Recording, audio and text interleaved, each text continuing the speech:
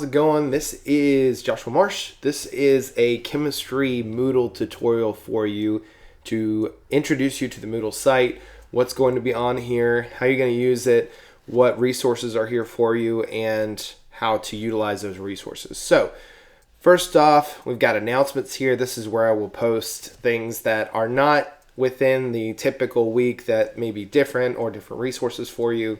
So kind of check up on that. I think you'll probably get an announcement about this in your email as well whenever I post one, but just kind of check up on that. Online tutoring links, your syllabus quiz, which is very important for you to complete by the 31st. So make sure you do that because you won't get access to all the different modules until you complete the syllabus quiz. Not too hard, just kind of make sure that you are or have looked at the syllabus. Here's the link to the syllabus. You can click on that there and go through it. I'm not going to go through all of it because I want you to read it and look at it. But there's a link there to the syllabus. The schedule is here, and what you're going to do on that, or what you're going to look at with this schedule, is this is going to kind of take you through everything that we're going to be doing and when it's going to be due. So the main thing is that you need to know, which is really important, is that we are probably going to be doing about 2 chapters a week because we only have 8 weeks and we got 10 chapters to go through. So that's a lot. I understand that. So I've been given questions about how do I pace myself? And, you might read it all in a day. You may break it up into individual days based upon the amount of pages you have. The textbook is online, so you can go in there and see how many pages it is. I will also be posting the PDFs for you just so you have the exact pages that I'm going to be looking at. But go online. They've got great example problems and things on there too, so you can use those. But here you can see the dates and what a sample week is typically going to look like. So Mondays you should be using those as your lab days. In my opinion, you can choose a different day, but your post-lab questions for each lab will be due on Wednesdays. So I usually say do it Monday, give yourself 2 days to do the post-lab questions. Would be the best thing, in my opinion, for you. Tuesdays, read and work through example problems. Do the same thing on Thursdays. And then every Friday is going to be when your chapter exams are due. This may change for when we've got our midterm or when we have our final exams because the school semester ends on a Thursday. So just double check the schedule and look online when assignments are due. But everything's here for you so you can kind of see. I've given you reading suggestions when you should be reading things, but really it's up to you as long as you get it done. Read it all on a Sunday or read it all in one day you can, but just make sure you've got things done by when they're due by. When the dates say they're due, that means they're due by 11:59 that day. So I give you up to the very last minute of that day if you absolutely need it, but I highly suggest getting things done ahead of time so that way you can stay up to date and not have to play catch up with anything.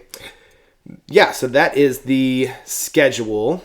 And if you have any questions, but everything's pretty straightforward in there and all the labs that are there are 10 exams, 10 chapter exams, a midterm for the lab and the lecture, and a final for the lab and the lecture. And then there are 8 labs that you have to complete before the end of the semester. So here's what a typical topic looks like, a module. Here's your reading, so you can click on that and it gives you the PDF so you can go through and check that out and go through and read it.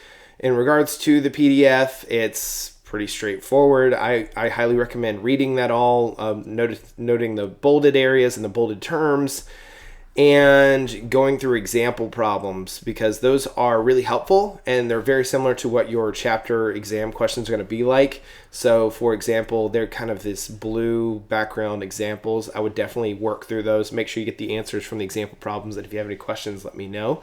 But those are going to be really helpful for you in your career as doing this. Your labs are here under the readings, so you're going to click on this and this will be your laboratory where you will access the documents relating to your labs.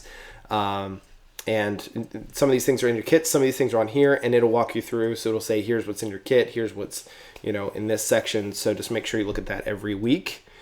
That's laboratory number 1. Here's your chapter 1 exam. And then after that, so it's kind of broken down to reading, assignments, and resources. Resources are examples, videos to walk you through some more in-depth walkthroughs of problems that you'll typically see in that chapter. And then I give you a practice reading quiz. So you can go on there and take that as many times as you want. It's not for any credit, but the questions that are in there are what I typically pull from to write your examination. So the more you take the reading quizzes, which are no points, the better you're going to do on your exams though. So take that as many times as you like, walk through it, ask any questions you have, and that will be how that works.